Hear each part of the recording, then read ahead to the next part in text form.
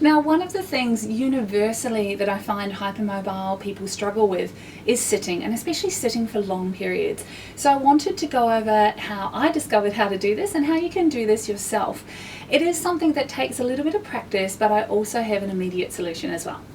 So when I first started as a physio, I was sitting on a wheelie stool, and I thought, well, I'm a physio, I have to sit up and have good posture. And my back would be in so much pain at the end of the day because I was over recruiting all of those big back muscles to try and hold myself in place. I would give anything for a massage at the end of every day.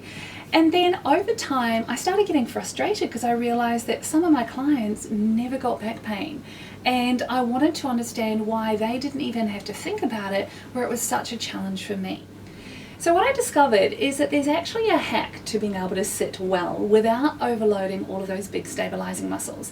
And I'm going to show you the complete version and then how you can address it today. So if I'm sitting, if I slump this way, I'm going to be loading through these muscles. If I oversit, I'm going to over-recruit all the big muscles, and I'll often get tired and then sink down into this position as well. However, if I sit up from the tailbone and I actually find the deepest layer of baby back muscles, I can then rest my upper body, and this can stay quite nice and fluid and relaxed, and I can sit in this position for an extended period of time.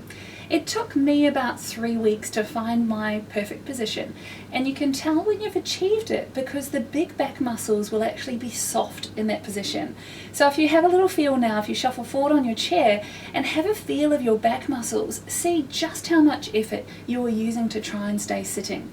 If those back muscles are gripping on just to hold you in sitting, you won't last anything longer than about 30 seconds in that position.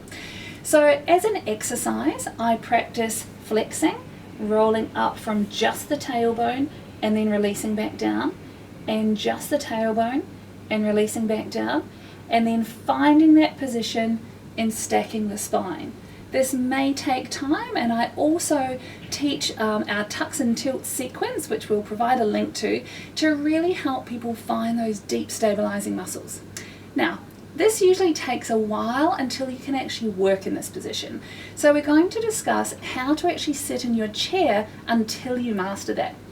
What I want you to do is to sit backwards in the chair, shuffle right back, and then actually lean back in the chair.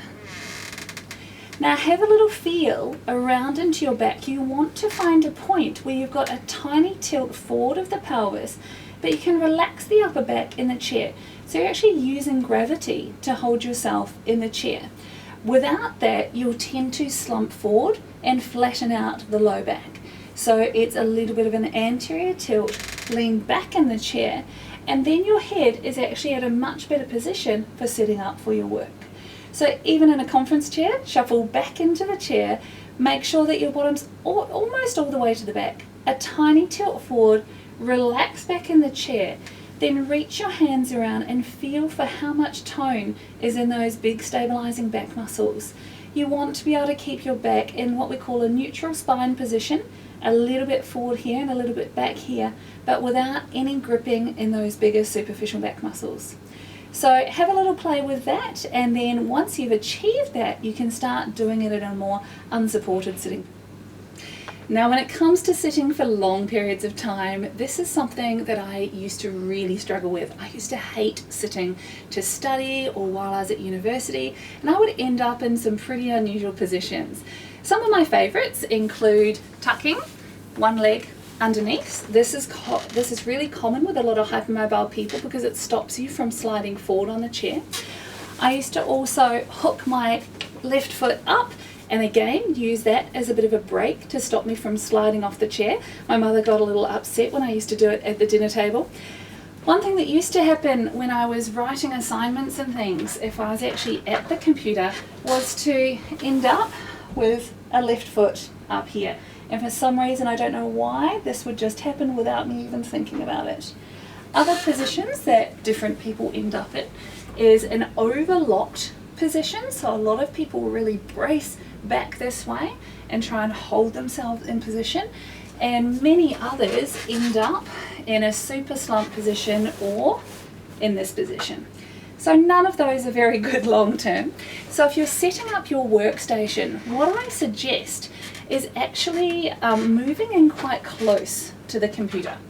Make sure that your forearms are supported. Now this is going to look completely different to what you've probably been told by occupational health and safety people. Often they ask you to be here, sitting up straight and the arms suspended. When you're mobile, this is one of the hardest positions to control because you have all the weight of your arms dragging down on your upper trapezius, and you can even get neural traction issues. So bring your chair forward, move the keyboard forward, lean back in the chair, little tilt of the pelvis, and make sure that your forearms are supported. Have a little test feel of your upper traps and you'll feel just how much more relaxed they are in that position. Also, with leaning back in the chair, this puts your head in a really nice position for looking at the upper third of your computer screen, which is a really nice place to be working at. Depending on what work you're doing, you may need to change position of the keyboard. If it's mainly text-based, make sure that this is placed in front of you. If it's more numbers-based, make sure that the keyboard is shifted a little off to the left. And if you're mainly using your mouse, then make sure that the keyboard is a little bit off so you don't have to reach out with that mouse off to the side. So when you get home, have a little bit of an adjust of your chair and your workstation. Keep your arms supported, and that should give you a lot less pain through the upper back and neck when you're working for long periods.